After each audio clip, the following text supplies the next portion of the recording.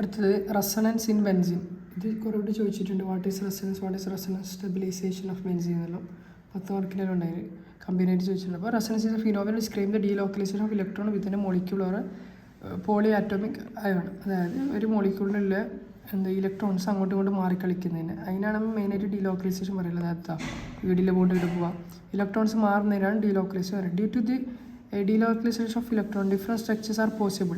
അല്ല, ഒരു കോമ്പൗണ്ടിന് അതിൻ്റെ ഇലക്ട്രോൺസ് ഇവിടെ മാറും, കുറച്ച് കഴിയുമ്പോൾ അതിപ്പുറം പോയി. അപ്പോൾ ഇത് കുറേ സ്ട്രക്ചേഴ്സ് പോസിബിൾ ആണ് എനിക്ക് ഫോർ എ കോമ്പൗണ്ട്.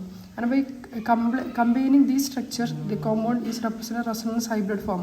അപ്പോൾ ഇപ്പോൾ ഒരു സാധനത്തിന് ഇങ്ങനെ നിൽക്കാൻ പറ്റുന്നത്, അതേപോലെ ഇങ്ങനെ നിൽക്കാൻ പറ്റുന്നത്, അതേപോലെ ഇങ്ങനെ നിൽക്കാൻ പറ്റുന്നത്. അപ്പോൾ നമുക്ക് ഇതിനുള്ള കമ്പനി റെസണൻസ് ഹൈബ്രിഡ് എന്ന് പറയാം. The compound is represented as resonance hybrid. According to resonance theory, benzene is a resonance hybrid of two structures. Resonance theory പ്രകാരം benzene is a resonance hybrid of two structure. രണ്ട് സ്ട്രക്ചറിൻ്റെ resonance ഹൈബ്രിഡാണ് എന്ത് ചെയ്യുക benzene എന്ന് പറയുന്നത്. നമുക്ക് ഇങ്ങനെ ഞാൻ പറഞ്ഞിട്ട് നേരത്തെ പറഞ്ഞ സംഭവം ബെൻസീൻ ഇങ്ങനെയും വരക്കാം, അതേപോലെ ബെൻസീനെ ഇങ്ങനെയും വരക്കാൻ പറ്റും അല്ലേ. ബെൻസീൻ ഇങ്ങനെയും വരക്കാം, അതേപോലെ ബെൻസീൻ ഇങ്ങനെയും വരക്കാം. അപ്പോൾ നമുക്ക് ഇങ്ങനെ കോമൺ ആയിട്ട് നമ്മൾ വരക്കുന്നതാണ്, ഹൈബ്രിഡ് ഫോമിൽ വരക്കുന്നതാണ് എന്ത് ചെയ്യുക ഇത്. അതായത് ചിലപ്പോൾ ഇടാവുകൊണ്ട് ചിലപ്പോൾ ഇടാവുകൊണ്ട് ചിലപ്പോൾ ഇടാവാം അതിനെ നമ്മൾ കോമൺ ആയിട്ട് വരയ്ക്കുന്നതാണ് ഇങ്ങനെ. Okay, the structure of benzene lies between structure 1 and 2. ഈൻ്റെയും ഇടയിലാണ് ശരിക്കും ബെൻസീൻ്റെ സ്ട്രക്ചർ എന്നത്. The imaginary intermediate structure is known as resonance hybrid structure. നമ്മൾ അപ്പം ഒരു ഇമേജിനറി സ്ട്രക്ചറാണ്. ഇങ്ങനത്തെ സ്ട്രക്ചർ ഉണ്ടാ ശരിക്കും ഇല്ല. ഇതാവാം അല്ലെങ്കിൽ ഇടയിലാവാം അല്ലേ. അപ്പം ഒരു ഇൻ്റർമീഡിയറ്റ് നമുക്കൊരു ഇമേജിനറി ഇൻ്റർമീഡിയറ്റ് സ്ട്രക്ചറാണ് നമ്മൾ എന്ത് പറയുന്നത് റെസണൻസ് ഹൈബ്രിഡ് എന്ന് പറയുന്നത്. ശരിക്കും ഇങ്ങനെ ആവാൻ പറ്റുമോ? ഇല്ല. Structure 1 and 2 are called canonical structure. അപ്പോൾ ഈ നമുക്ക് എന്ത് പറയാം, കനോണിക്കൽ സ്ട്രക്ചർ എന്ന് പറയാം. അതൊരു സംഭവത്തിന് 3-4 ഫോമിൽ നിൽക്കാൻ പറ്റുമെങ്കിൽ ആ ഓരോ ഫോമിൽ വിളിക്കുന്ന പേരാണ് കനോണിക്കൽ ഫോം. ബെൻസീൻ ഇപ്പോൾ 2 തരത്തിൽ നിൽക്കാൻ പറ്റും. ഇങ്ങനെ ബെൻസീൻ നിൽക്കാം, ഇങ്ങനെ ബെൻസീൻ നിൽക്കാൻ പറ്റും. മനസ്സിലായോ? Since electrons are delocalized in the hybrid structure, each of the carbon bond in benzene ring has a character intermediate between sigma bond and double bond. ഇത് സംഭവം മനസ്സിലായിട്ടാ. ഇലക്ട്രോൺസിന് ഡീലോക്കലൈസ് ചെയ്യാൻ പറ്റുന്നുണ്ട്. കാർബൺ ബോണ്ടിന് ഒരു ഇൻ്റർമീഡിയറ്റ് ഉണ്ട് പറയുന്നത്. ഓക്കെ, സിഗ്മ ബോണ്ടിന് pi ബോണ്ടിൻ്റെ ഇടയിൽ.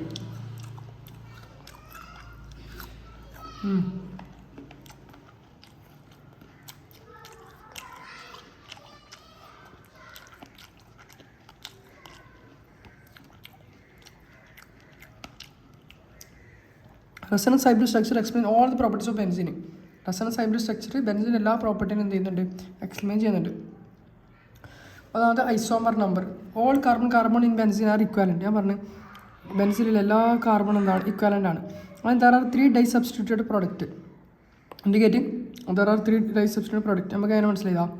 On dibromination benzene gives. Dibromination reaction നടത്തിയിട്ടാകുമ്പോൾ നമുക്ക് എന്ത് കിട്ടുക, ഇങ്ങനെ കിട്ടി. നമുക്ക് എന്ത് മനസ്സിലായി, എല്ലാ കാർബണും ബെൻസീൻ എല്ലാ കാർബൺ എന്താണ് ഇക്വാലൻ്റ് ആണെന്ന് മനസ്സിലായി. Okay, 1,2 dibromo benzene. ഇതെന്താണ് 1,2 ഡൈബ്രോമോ ബെൻസീൻ. ഇതെന്ത് ചെയ്യുക 1,3 ഡൈബ്രോമോ ബെൻസീൻ. ഇതെന്ത് ചെയ്യുക 1,4 dibromo benzene. Okay, bond length according to resonance hybrid structure there is no true carbon single or double bond in benzene. നമുക്ക് റെസണൻസ് ഹൈബ്രിഡ് സ്ട്രക്ചർ പ്രകാരം ഒന്നിന് തന്നെ double bond അവകാശപ്പെട്ടില്ല. ചിലപ്പോൾ കുറച്ച് മാറി സിംഗിൾ ബോണ്ട്, അപ്പോൾ മറ്റേ ഇത് പോകും. അതുകൊണ്ട് ട്രൂ കാർബൺ സിംഗിൾ ബോണ്ടോ ഡബിൾ ബോണ്ടോ ഉണ്ടെന്ന് പറയാൻ പറ്റില്ല ബെൻസീന്. The carbon bond in benzene have characteristic intermediate between single and double bond. First പറഞ്ഞ പോലെയാണ് കാർബൺ ഒരു ഇൻ്റർമീഡിയറ്റ് ഫോമിൽ നിൽക്കില്ല, ചിലപ്പോൾ മാറിക്കൊണ്ട് നിൽക്കാം. അതുകൊണ്ടാണ് ഒരു ശരിക്കും എനിക്കെന്നെ ഡബിൾ ബോണ്ട് എനിക്കെന്നെ സിംഗിൾ ബോണ്ട് നേടി പറഞ്ഞിട്ടാണ്. ചിലപ്പോൾ ഈ ഡബിൾ ബോണ്ട് ഇവിടെ പോവാം, ചിലപ്പോൾ ഇവിടത്തേക്ക് വരാം. അതുകൊണ്ട് ഒരു ഇൻ്റർമീഡിയറ്റ് ഫോമിലാണ് നിൽക്കൽ. അടുത്തത് unusual stability of benzene. The unusual stability of benzene is due to resonance stabilization. Benzene ഭയങ്കര സ്റ്റേബിളാണ് സംഭവം. അതിന് കാരണം ഈ റെസണൻസ് സ്റ്റെബിലൈസേഷൻ ഉണ്ട്. ഇത് മാർക്കൊണ്ട് കളിക്കുന്നതുകൊണ്ടാണ്. Substitution reaction retain the ring system stability. Substitution reaction retain the ring system stability whereas additional reaction destroy the resonance stabilised benzene ring system.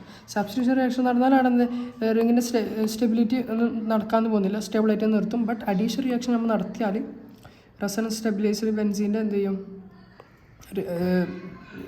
സ്റ്റെബിലിറ്റിനെ destroy ചെയ്യും. ഓക്കെ, സബ്സ്റ്റിറ്റ്യൂഷൻ റിയാക്ഷൻ നടത്തിയാൽ നല്ല സ്റ്റേബിളായിട്ടാണ് നിൽക്കും അത്. പക്ഷേ ഒരു അഡീഷണൽ റിയാക്ഷൻ നടത്തിയാൽ ഇതിൻ്റെ സ്റ്റെബിലിറ്റിക്ക് പ്രശ്നം വരും.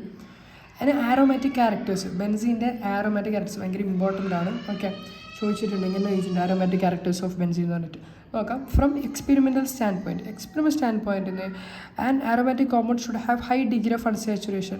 ഒരു എക്സ്പെരിമെൻ്റൽ സ്റ്റാൻഡ് പോയിന്റ് നോക്കുമ്പോൾ ഒരു ആരോമാറ്റിക് കോമ്പൗണ്ടിന് high degree of unsaturation and resistance to addition reaction. അതായത് എക്സ്പെരിമെൻ്റ് പോയിന്റ് നോക്കുമ്പോൾ ഒരു ആരോമാറ്റിക് കോമ്പൗണ്ടിന് എന്തുണ്ടാവണം? High degree of unsaturation. High degree of unsaturation നമുക്കറിയാം ബെൻസീൻ എന്താണ്?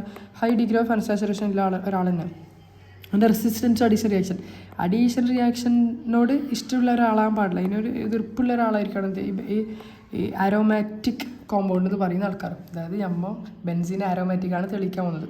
From theoretical point of view നോക്കുമ്പോൾ an aromatic compound should have aromatic compound എന്തൊക്കെ ഉണ്ടാവണം? ഒരു തിയറിറ്റിക്കൽ പോയിന്റ് നമ്മൾ നോക്കുമ്പോൾ cyclic cloud of delocalised electron above and below the plane of molecule. Page മാറിയോ? Should have cyclic cloud of delocalised electron. ഒരു aromatic compound എന്തൊക്കെയാണ്? Cyclic cloud of delocalised sigma pi electrons above and below the plane of മോളിക്യൂളിൻ്റെ മീറ്റിന് താഴെ എന്തുണ്ടാവണം? Pi electrons എന്ത് ചെയ്യണം? Cyclic ക്ലൗഡായിട്ട് ഉണ്ടാവണം. ഇറ്റ് ഷുഡ് ബി സൈക്ലിക് പ്ലാനാറും ആയിരിക്കണം. അതേപോലെ എന്തായിരിക്കണം? ഈ ആരോമാറ്റിക് കോമ്പൗണ്ട്സ് എല്ലാം പ്ലാനാറും ആയിരിക്കണം, സൈക്ലിക് ആയിരിക്കണം.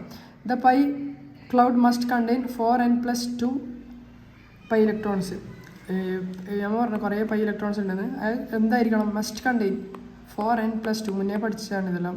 അതിൽ എന്താണ് ഒരു ആരോമാറ്റിക് കോമ്പൗണ്ട് നിലയിൽ?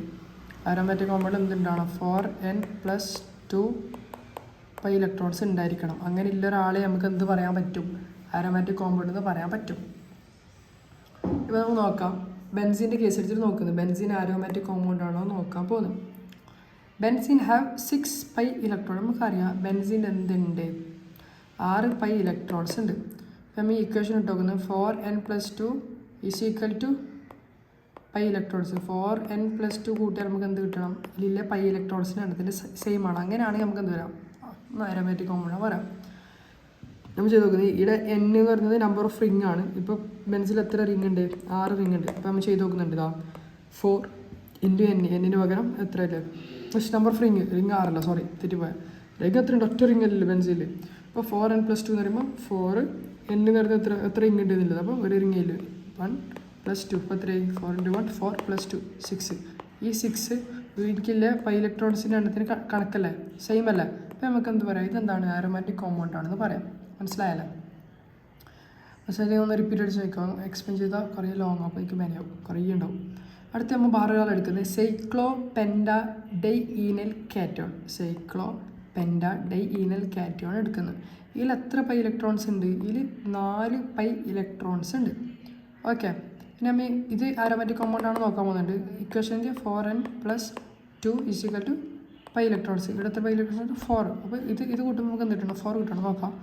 4 എത്ര ഉണ്ട്? 1. അപ്പോൾ 1+2 എത്ര?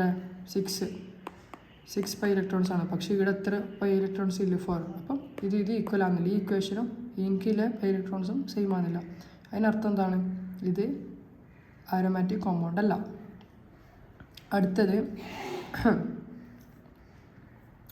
അടുത്തത് സൈക്ലോ പെൻഡ ഡൈ ഈനൈൽ ആനിയോൺ. നേരത്തെ സൈക്ലോ പെൻഡ ഡൈ ഈനൈൽ കാറ്റയോൺ ആണ് എടുത്തത്.